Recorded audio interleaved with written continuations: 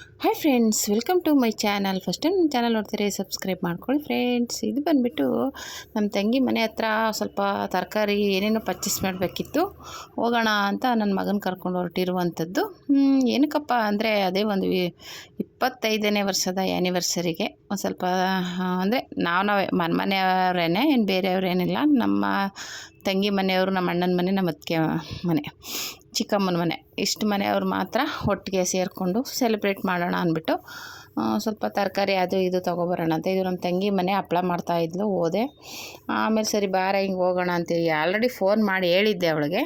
Ready ಇನ್ನೂ ಅಷ್ಟೊತ್ತಿಗೆ ಹೋದ್ಮೇಲೆ ರೆಡಿಯಾಗಿ ಹೊರಟ್ವಿ. ನಾನು ನಮ್ಮ ಗಾಡೀಲಿ ನಮ್ಮ ತಂಗಿ ಮಗ, ನಾನು ಅವ್ರ ಗಾಡೀಲಿ ಅವ್ರ ಯಜಮಾನ್ರು, ಅವನ ತಂಗಿ ಬಂದರು. ಆಮೇಲೆ ಅಲ್ಲಿ ತರಕಾರಿ ಮಾರ್ಕೆಟ್ ಹತ್ರ ಬಿಟ್ಟು ನೀವು ತಗೊಂಡಾದ್ಮೇಲೆ ಫೋನ್ ಮಾಡಿ ಬರ್ತೀನಿ ಅಂದ್ಬಿಟ್ಟು ಅವರು ಹೇಳ್ಬಿಟ್ಟು ನಮ್ಮ ತಂಗಿ ಮಗ ಅವರು ಹೋದರು. ನಾವು ನಿಧಾನಕ್ಕೆ ಅಲ್ಲೆಲ್ಲ ವಾಕಿಂಗ್ ಮಾಡ್ಕೊಂಡು ಏನೇನು ಬೇಕು ಅಂತೆಲ್ಲ ಕೇಳಿಕೊಂಡು ಹಂಗೆ ನೋಡ್ಕೊಂಡು ಏನೇನು ಬೇಕು ತಗೊಳ್ಳೋಣ. ಆಲ್ರೆಡಿ ಒಂದು ಲೀಸ್ಟ್ ಮಾಡ್ಕೊಂಡಿದ್ವಿ ಏನೇನು ಬೇಕು ಅಂತ. ಹಂಗೆ ನೋಡ್ಕೊಂಡು ತಗೊಳ್ಳೋಣ ಅಂದ್ಬಿಟ್ಟು ಹೋದ್ವಿ. ಇದು ಕಾಮಾಕ್ಷಿಪಾಳ್ಯ ಹತ್ರ ಇರೋ ಮಾರ್ಕೆಟ್, ತರಕಾರಿ ಮಾರ್ಕೆಟ್. ನಮ್ಮ ತಂಗಿ ಮನೆಗೆ ಹತ್ರ ಇದೆ. ಅಂದರೆ ಜಾಸ್ತಿ ಯಾವಾಗಲಾದರೂ ತೊಗೋಬೇಕು ಅಂದರೆ ಬಟ್ಟೆ ಅದು ಇದು ಏನಾದ್ರು ತೊಗೋಬೇಕು ಅಂದರೆ ಇಲ್ಲಿ ಬರ್ತಾ ಇರ್ತೀವಿ. ಹಾಗೆಯೇ ಇದನ್ನು ತರಕಾರಿನೂ ಸ್ವಲ್ಪ ತೊಗೊಳ್ಳೋಣ, ಇಲ್ಲಿ ಸ್ವಲ್ಪ ಮಾರ್ಕೆಟ್ ಅಂದರೆ ಎಲ್ಲ ಸಿಗುತ್ತಲ್ವ ಅಂದ್ಬಿಟ್ಟು ಬಂದ್ವಿ. ಹಿಂಗೆ ನೋಡಿ ಈ ಕಡೆ ಎಲ್ಲ ಫುಲ್ಲು ಮಾರ್ಕೆಟು. ಸ್ವಲ್ಪ ಕಮ್ಮಿಗೆ ಸಿಗುತ್ತೆ, ಸ್ವಲ್ಪ ಜಾಸ್ತಿ ತೊಗೋಬೇಕು ಅಂದರೆ ಪರವಾಗಿಲ್ಲ ಅಂದ್ಬಿಟ್ಟು ಬಂದ್ವಿ. ಬಂದು ಇಲ್ಲೇ ನೋಡಿದ್ವಿ. ಆಮೇಲೆ ಕೆಲವೊಂದು ಗುಡ್ಡೆಗಳಿಕ್ಕಿರ್ತಾರೆ ತರಕಾರಿನ, ತೊಗೋಬೋದು. 10 ರೂಪಾಯಿ ಗುಡ್ಡೆ. ಇನ್ನು ಕೆಲವು ತರಕಾರಿಗಳು ಮಾಮೂಲಿ ಇರುತ್ತೆ, ಒಂದೊಂದು ಗುಡ್ಡೆಗಳಿಕ್ಕಿರ್ತಾರೆ. ಪ್ರತಿಯೊಂದು ಸಿಗುತ್ತೆ. ಆಮೇಲೆ ನಾವು ಮಶ್ರೂಮ್ ಪಲಾವ್ ಮಾಡೋಣ ಅಂದ್ಕೊಂಡಿದ್ವಿ. ಅದಕ್ಕೆ ಮಶ್ರೂಮ್ ಹುಡ್ಕೊಂಡು ಆ ಕಡೆ ಈ ಕಡೆ ಎಲ್ಲ ನೋಡ್ತಾ ಇದ್ವಿ. ಸಿಕ್ತು ಅಲ್ಲೊಂದು ಕಡೆ. ಕೇಳಿದ್ವಿ, 50 ರೂಪಾಯಿ ಅಂದರು. ಸ್ವಲ್ಪ ಕಡಿಮೆ ಮಾಡ್ಕೊಳ್ಳಿ ಅಂದರೆ ಅವ್ರು ಕಡಿಮೆ ಮಾಡ್ಕೊಳ್ಳಿಲ್ಲ. ಮತ್ತು ಆಮೇಲೆ ಇನ್ನೆಲ್ಲ ಸಿಗುತ್ತೋ ಇಲ್ಲೋ ಬಿಡು ಹೋಗಲಿ ಅಂದ್ಬಿಟ್ಟು ಏನು ಮಾಡಿದೆ, ಅಲ್ಲೇ ಒಂದು 3 ಪ್ಯಾಕೆಟ್ ತೊಗೊಂಡು ಮಶ್ರೂಮ್ ತೊಗೊಂಡ್ವಿ. ಆಮೇಲೆ ಕೊತ್ತಂಬರಿ ಸೊಪ್ಪು ಕೇಳಿದ್ವಿ, 30 ರೂಪಾಯಿ ಹೇಳಿದ್ರು. ಅದಕ್ಕೆ ಬೇರೆ ಕಡೆ ನೋಡೋಣ ಅಂದ್ಬಿಟ್ಟು ಬಂದ್ವಿ. ಬೇರೆ ಕಡೆ 20 ರೂಪಾಯಿ, 2 ತೊಗೊಂಡ್ರೆ ಅದು 15 ರೂಪಾಯಿ ಅಂದರು. 30 ರೂಪಾಯಿಗೆ 2 ಅಂದರು. ಆಮೇಲೆ ಬೇರೆ ಕಡೆ ತೊಗೊಳ್ಳೋಣ ಅಂದ್ಬಿಟ್ಟು ಆ ಕಡೆ ಎಲ್ಲ ತೊಗೊಂಡು, ಇಲ್ಲೆಲ್ಲ ಸ್ವಲ್ಪ ಜಾಸ್ತಿನೇ ಹೇಳಿದ್ರು ರೇಟ್ನ ಬೇರೆ ಕಡೆ ಹೋಲಿಸ್ಕೊಂಡ್ರೆ. ಅದಕ್ಕೆ ಬರೀ ಅಣಬೆ ತೊಗೊಂಡು, ಆಮೇಲೆ ಬೆಳ್ಳುಳ್ಳಿ ಬೇಕಾಗಿತ್ತು. ಈರುಳ್ಳಿ ಇತ್ತು ಮನೇಲೆ, ಇಲ್ಲೇ ತೊಗೊಂಡಿದ್ದೆ.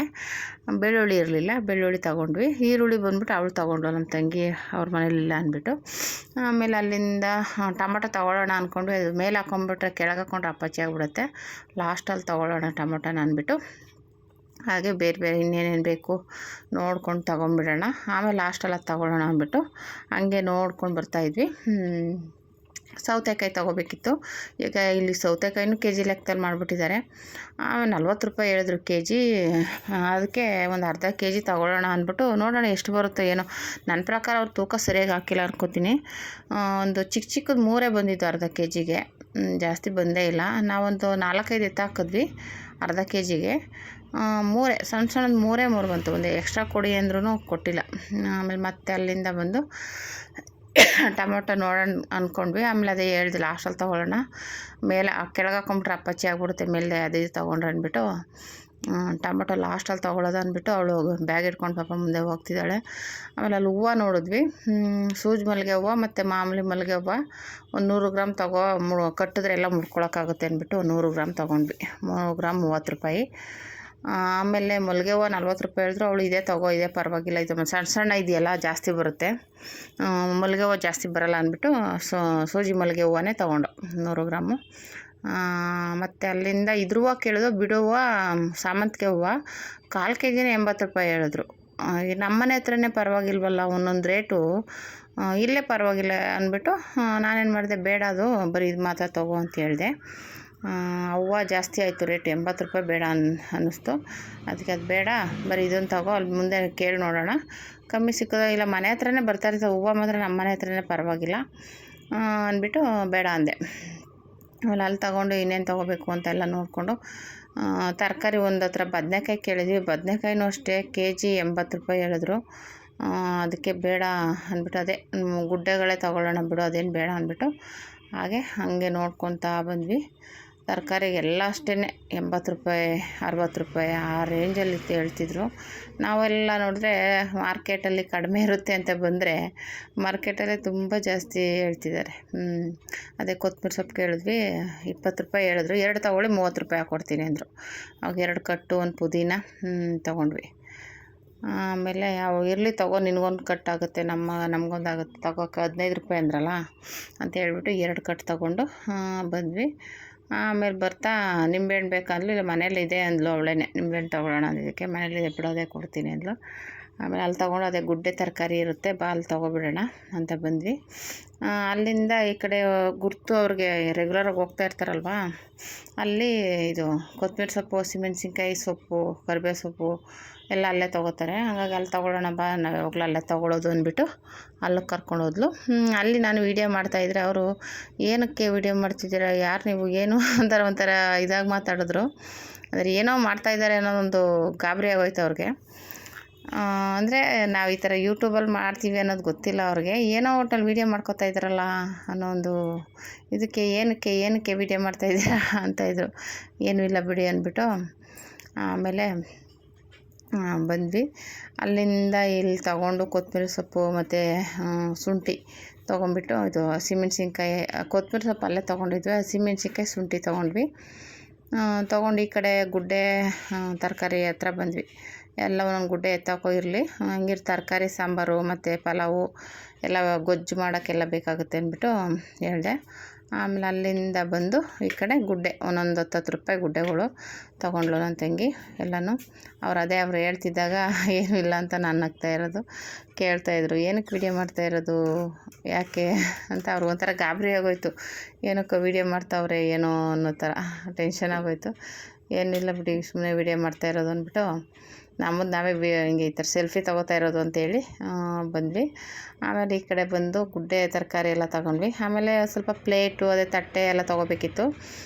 ಇನ್ನು ಅದನ್ನು ತೊಗೊಂಡು ಹೋಗ್ಬಿಡೋಣ, ಇನ್ನು ಅದಕ್ಕೂ ಅಲ್ಲೆಲ್ಲ ಹೋಗಿ ಇನ್ನೊಂದು ಸಲ ಅಲಿಯೋದು ಬೇಡ ಅಂದ್ಬಿಟ್ಟು ಇದೇ ಗುಡ್ಡೆ ತರಕಾರಿಗಳಿಗೂ 10 ರೂಪಾಯಿ ಗುಡ್ಡೆ, 10 ರೂಪಾಯಿ ಇಕ್ಕಿರ್ತಾರೆ. ನಿಮ್ಗೆ ಯಾವ ಗುಡ್ಡೆ ಬೇಕಾದ ತೊಗೊಂಡ್ರೆ ಎಷ್ಟು ಗುಡ್ಡೆ ತೊಗೋತಾರೆ ಅಷ್ಟು ಗುಡ್ಡೆಗೆ 10 ರೂಪಾಯಿ ಹಾಕ್ಕೋತಾರೆ. ಆ ಥರ ಒಂದೊಂದು ಖಾಲಿ ಆಗ್ತಿದ್ದಾಗೇನು ಇಡ್ತಾ ಇರ್ತಾರೆ, ಹಿಂದಿಂದನೇ ಸಖತ್ತು ತೊಗೋತಾರೆ ಗುಡ್ಡೆಗಳು. ಇವಾಗ KG ಲೆಕ್ಕದಲ್ಲಿ ತೊಗೊಳೋದಕ್ಕಿಂತ ಈ ಥರ 10 ರೂಪಾಯಿ ಅಲ್ವಾ, ಏನೋ ಒಂದು ಸಲ ಅವಾಗೆಲ್ಲ ಗುಡ್ಡೆನೂ ನನಗೆ ಗುಡ್ಡೆ ತಗೊಂಡು ಆಮೇಲೆ ಹೂಕೋಸು ಕೇಳಿದ್ವಿ, 40 ರೂಪಾಯಿ ಹೇಳಿದ್ರು.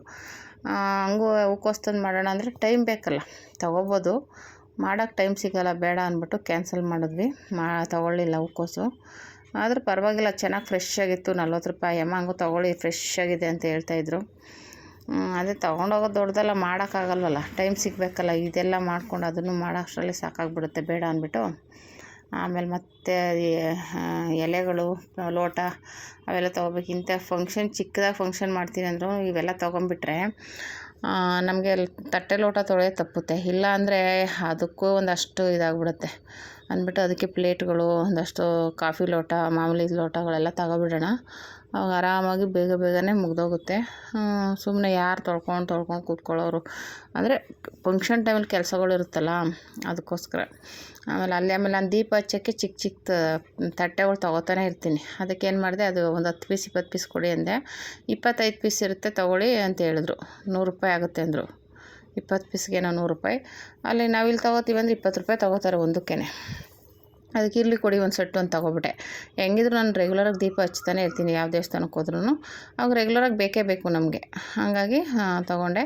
ಇಲ್ಲಾಂದರೆ ಎಲ್ಲರೂ ಹೊರಗಡೆ ಹೋದಾಗಲೂ ನಾವು ಅದು ತೊಗೊಂಡೋದ್ರೆ ಏನಾದರೂ ಒಂದು ಬಾಕ್ಸ್ ಕರ್ಕೊಂಡೋದ್ರೆ ಪ್ಲೇಟ್ ಇದ್ದರೆ ತಿನ್ನೋಕ್ಕೂ ಆಗುತ್ತೆ, ಎಲ್ಲರೂ ಹೊರಗಡೆ ಹೋದಾಗ ಅಂದ್ಬಿಟ್ಟು ಇರಲಿ ಅಂದ್ಬಿಟ್ಟು ತೊಗೊಂಡೆ. ಚೆನ್ನಾಗಿ ಆ ಥರದ್ದೊಂದು ಯೂಸ್ ಮಾಡ್ಕೋಬೇಕು ನೋಡಿ. ಎಲ್ಲರೂ ಹೊರಗಡೆ ಹೋದಾಗ ಈ ಥರದ್ದು ಇಟ್ಕೊಂಬಿಟ್ರೆ ಸುಮ್ಮನೆ ಇವಾಗ ತಿಂಡಿ ತಿನ್ನೋಕ್ಕಾಗಲಿ ಏನಕ್ಕಾದರೂ ಯೂಸ್ ಆಗುತ್ತೆ. ತೊಗೊಂಡು ಆಮೇಲೆ ಮತ್ತೆ ಇನ್ನೂ ಏನೇನೋ ತೊಗೋತಾ ಇದ್ವಿ. ಫೋನ್ ಮಾಡಿದ್ವಿ, ಎಲ್ಲ ತೊಗೊಂಡಾಯ್ತು ಬನ್ನಿ ಅಂದ್ಬಿಟ್ಟು. ಆಮೇಲೆ ಹಂಗೆ ತೊಗೋತಾ ಇದ್ವಿ. ಅವ್ರು ಫೋನ್ ಮಾಡಿಬಿಟ್ಟು ಅವ್ರಂದರೆ ಅಲ್ಲಿಂದ ಬರಬೇಕು ಅಂದರೆ ಒಂದು 5-10 ನಿಮಿಷ ಆಗುತ್ತೆ. ಅಲ್ಲಿವರೆಗೂ ನಾವು ಅದು ಇದು ಇನ್ನೇನಾದ್ರು ತೊಗೋತಾ ಇರೋಣ, ರೆಡಿ ಆಗಿದೆ ಅಂತ ಹೇಳ್ಬಿಡು ಅಂದ್ಬಿಟ್ಟು ಇಲ್ಲಿ ನಿಂತ್ಕೊಳ್ಳೋಣ ಅಂದ್ಬಿಟ್ಟು ಅಲ್ಲೆಲ್ಲ ತೊಗೊಂಡು ನಾವು ಎಲ್ಲಿ ಇಳಿದ್ವೋ ಅಲ್ಲೇ ನಿಂತ್ಕೊಂಡಿರೋಣ ಅಂದ್ಬಿಟ್ಟು ಹಾಗೇ ಬಂದ್ವಿ. ಅದು ಇದು ತೊಗೊಂಡು ಎಲ್ಲ ಆಯಿತು. ಇನ್ನೂ ಏನಾದರೂ ಬೇಕಾ ನೆನಪು ಮಾಡ್ಕೊ ಅಂತ ಹೇಳ್ತಾಯಿದ್ಲು ನನ್ನ ತಂಗಿ. ಇಲ್ಲ ಎಲ್ಲ ತೊಗೊಂಡಿದ್ದೀವಲ್ಲ ಇನ್ನೇನು. ಹಾಗೂ ನಾನು ಬದನೆಕಾಯಿ ಕೇಳಿದೆ, ತೊಗೊಳ್ಳೋಣ ಕೇಳು ಅಂತ. 80 ರೂಪಾಯಿ KG ಅಂದರು. ನಾನು ಬೇಡ ಅಂದೆ. 80 ರೂಪಾಯಿ KG ಕೊಟ್ಟು ತೊಗೋಬೇಕಾ, ಬೇಡ ಬಿಡು ಅಂದ್ಬಿಟ್ಟು ಇನ್ನೊಂದು ಕೇಳಿದ್ವಿ. ಅಂದರೆ ಜಾಸ್ತಿ ಇರಲಿ ಇರಲಿಲ್ಲ, ಒಂದು 4-5 ಇತ್ತು. ಅವರಂದರು ಎಲ್ಲನೂ ತೊಗೊಂಬಿಡಿ, 30 ರೂಪಾಯಿ ಕೊಟ್ಬಿಡಿ ಅಂತಂದರು. ಅಲ್ಲಿ ಕೆ ಜಿ 80 ರೂಪಾಯಿ. ಇಲ್ಲ ಅಂದರೆ ಮಾಮೂಲಿ ಬದನೇಕಾಯಿ ಸ್ವಲ್ಪ ಆ ಕಡೆ ಈ ಕಡೆ ಆಗಿರುತ್ತೆ, ಏನೂ ಮಾಡೋಕ್ಕಾಗಲ್ಲ. ಅದಕ್ಕೆ ಅವರು ಸರಿ ಬಿಡು ಆಯಿತು ಅಂದ್ಬಿಟ್ಟು ಎಲ್ಲ ನಾನು ಕೇಳಿದ್ಲು, ತಗೋ ಇರಲಿ ಅಂದ್ಬಿಟ್ಟು ತೊಗೊಂಡೆ. ಹೆಂಗಿದ್ರು ಮನೆಗೆ ಬೇಕೇ ಬೇಕಲ್ವಾ ಅಂದ್ಬಿಟ್ಟು 30 ರೂಪಾಯಿ ಕೊಟ್ಬಿಟ್ಟು ತೊಗೊಂಡ್ವಿ. ಮೊದಲೇ ಬಂದಿದ್ದರೆ ಇನ್ನೂ ತರಕಾರಿ ಎಲ್ಲ ಇತ್ತು, ಆಲೂಗಡ್ಡೆ ಎಲ್ಲ ಸ್ವಲ್ಪ ಕಡಿಮೆಗೆ ಸಿಕ್ಕಿರೋದು. ಆಮೇಲೆ ಏನಾಯಿತು, ಫಸ್ಟೇ ತಗೊಬಿಟ್ಟಿದ್ವಲ್ಲ ಎಲ್ಲನೂ. ಆಮೇಲೆ ಅವ್ರು ಮೊದಲೇ ಬರಬೇಕಿತ್ತು ಈ ಕಡೆ ತೊಗೊಳಕ್ಕೆ ಅಂತ ಅಂತ ಇದ್ದರು. ಆಮೇಲೆ ಹಂಗಂದೆ, ಅಯ್ಯೋ ಇಲ್ಲ ಬಿಡಿ ಎಲ್ಲ ತೊಗೊಬಿಟ್ಟಿದ್ದೀವಿ ಅಂದ್ಬಿಟ್ಟು ಆಮೇಲೆ ಅಲ್ಲಿಂದ ಚಿಪ್ಸ್ ಅಂಗಡಿ ಹತ್ರ ನಿಂತಿದ್ವಿ. ಹಂಗೆ ಚಿಪ್ಸ್ ತಿನ್ನೋಕೆ ಚಿಪ್ಸ್ ಅದು ತೊಗೊಳ್ಳೋಣ ಅಂದ್ಬಿಟ್ಟು ಚಿಪ್ಸು ಚೋಚೋ ಹಾಗೆ ಒಂದು 100 ಗ್ರಾಮ್ ತೊಗೊಂಡ್ವಿ. ತೊಗೊಬಿಟ್ಟು ಆಮೇಲೆ ಅವ್ರು ಬರೋವರೆಗೂ ಹೇಳಿದ್ವಿ, ಅಲ್ಲೇ ಇಳ್ದಿದ್ವಲ್ವ, ಅಲ್ಲೇ ಇದ್ದೀವಿ ಬಾ ಅಂತ ಹೇಳ್ಬಿಟ್ಟು ಫೋನ್ ಮಾಡಿದ್ವಿ. ಆಮೇಲೆ ಅಲ್ಲೇ ಬಂದರು. ಆಮೇಲೆ ಗಾಡಿ ಹತ್ತಿಸ್ಕೊಂಡು ಆಮೇಲೆ ಕರ್ಕೊಂಡೋದ್ರು. ಮನೆಗೆ ಹೋಗಿ ಆಮೇಲೆ ಅಲ್ಲೆಲ್ಲ ಸ್ವಲ್ಪ ಅವ್ಳಿಗೆ ಏನೇನೋ ಒಂಚೂರು ತೊಗೊಂಡಿದ್ದಿದ್ನೆಲ್ಲ ಅವ್ಳಿಗೆ ತೊಗೊಂಡು ಆಮೇಲೆ ಹೋಯ್ತಾ ಪಾನಿಪುರಿ ತೊಗೊಂಡು ಹೋಗಿದ್ವಿ. ಹೋಗಿ ಪಾನಿಪುರಿ ತಿಂದ್ಕೊಂಡು ಅವೆಲ್ಲನೂ ಜೋಡಿಸ್ಕೊಂಡು ಬ್ಯಾಗಲ್ಲಿ ಆಮೇಲೆ ಮನೆಗೆ ಬಂದೆ. ಮನೆಗೆ ಸ್ವಲ್ಪ ಬರೋದು ಲೇಟೇ ಆಯಿತು, ಯಾಕೆಂದರೆ ಅದೆಲ್ಲ ತೊಗೊಂಡು ಅವ್ರ ಮನೆಗೆ ಹೋಗಿ ಅವ್ರ ಮನೇಲೆಲ್ಲ ಸ್ವಲ್ಪ ಅದನ್ನೆಲ್ಲ ಇದು ತಗೋ ಅಂತ ಅವ್ರಿಗೆ ಏನೇನು ತೊಗೊಂಡಿದ್ರು, ಅವರು ಸ್ವಲ್ಪ ಅದು ಮನೆಗೆ ಬೇಕಾಗಿರೋ ಐಟಮ್ಸ್ ಎಲ್ಲ ತೊಗೊಂಡಿರೋದ್ರಿಂದ ಅದನ್ನೆಲ್ಲನೂ ಎತ್ತಿ ಅವ್ರು ತೊಗೊಂಡು ಮತ್ತೆ ಅದನ್ನೆಲ್ಲ ಮತ್ತೆ ರಿಟರ್ನ್ ತೊಗೊಂಡು ನನ್ನ ಕರ್ಕೊಂಡೋಗಿ ಮನೆಗೆ ಬಿಟ್ಟು ಬರೋಷ್ಟರಲ್ಲಿ ಲೇಟ್ ಆಯಿತು. ಫಸ್ಟ್ ಮನೆಗೆ ಹೋದ್ವಿ. ಅಷ್ಟೊಗೆ ಅವನು ಪಾನಿಪುರಿ ತೊಗೊಬರ್ತೀನಿ ಅಂದ ನನ್ನ ತಂಗಿ ಮಗ. ಪಾನಿಪುರಿ ತೊಗೊಬಂದ್ಮೇಲೆ ತಿಂದ್ಬಿಟ್ಟು ಹೋಗೋಣ ಅಂದ್ಬಿಟ್ಟು ಹೋಗಿ ವೆಯ್ಟ್ ಮಾಡ್ತಿದ್ವಿ. ಹಿಂದೆ ನಮ್ಮ ತಂಗಿನ ಅವ್ರ ಯಜಮಾನ್ರು ಕರ್ಕೊಬಂದರು. ಆಮೇಲೆ ಬಂದು ಮನೇಲಿ ಅದು ಇದು ಅಂದ್ಕೊಂಡು ಒಂಚೂರು ಟೀ ಮಾಡಿಕೊಟ್ಲು. ಟೀ ಕುಡ್ಕೊಂಡು ಆಮೇಲೆ ಮತ್ತೆ ಅದು ಹೇಳ್ದಾಗೆ ನಾವು ಪಾನಿಪುರಿ ತಿನ್ನುವಷ್ಟರಲ್ಲಿ ಅವಳು ಸಾಮಾನೆಲ್ಲ ಅದು ಇದು ಏನಾರು ತಂದಿದ್ವಲ್ಲ ಅದು ತೊಗೊಂಡೋಗಿ ಇದು ಬೇಕಾ ಅದು ಬೇಕಾ ಅಂದ್ಕೊಂಡು ಎಲ್ಲನೂ ಜೋಡಿಸ್ಕೊಂಡು ಅವ್ರಿಗೆ ಬೇಕಾಗಿರೋದು ಎತ್ಕೊಂಡು ನಮಗೆ ಬೇಕಾಗಿರೋದೆಲ್ಲನೂ ಕೊಟ್ಬಿಟ್ಟು ಎಲ್ಲ ಪ್ಯಾಕ್ ಮಾಡಿದ್ಲು ಬ್ಯಾಗು. ಆಮೇಲೆ ನಾಳೆಗೆ ಏನೇನು ಬೇಕು, ಇನ್ನೇನಾದರೂ ಬೇಕಾ ಅಂತೆಲ್ಲ ಕೇಳಿಕೊಂಡು ಎಲ್ಲ ತೊಗೊಂಡು ರೆಡಿ ಮಾಡಿಕೊಂಡು ಆಮೇಲೆ ಮನೆಗೆ ಬಂದ್ವಿ. ಮನೆಗೆ ಬಂದು ಎಲ್ಲನೂ ನೋಡಿದೆ, ಎಲ್ಲನಿತ್ತು. ಇನ್ನೇನು ಮಾಮೂಲಿ ಸ್ವಲ್ಪ ಚಿಕ್ಕ ಐಟಮ್ ತರಬೇಕಿತ್ತು ಅಷ್ಟೇ. ಆಮೇಲೆ ಅದೆಲ್ಲ ತಗೊಂಡು ಎಲ್ಲ ರೆಡಿ ಮಾಡಿಕೊಂಡು ಇಟ್ಟಿದ್ದಾಯಿತು. ಈ ರೀತಿ ತರಕಾರಿ ಮಾರ್ಕೆಟ್ಗೆ ಹೋಗಿದ್ವಿ. ತರಕಾರಿ ಮಾರ್ಕೆಟ್ಗೆ ಹೋಗಿ 25ನೇ ಆ್ಯನಿವರ್ಸರಿ ಮಾಡ್ಕೊಳ್ತಾ ಇರೋದು ಇವತ್ತೊಂದು ವಿಶೇಷ ಅಂತಲೇ ಹೇಳ್ಬೋದು. ಒಂಥರ 25 ವರ್ಷ ಆಗ್ಬಿಟ್ಟಿದೆ ನಮ್ಮ ಮದುವೆಗೆ ಅಂದರೆ ಒಂಥರ ಆಶ್ಚರ್ಯ ಅನಿಸುತ್ತೆ, ನಂಬೋಕ್ಕೆ ಆಗಲ್ಲ.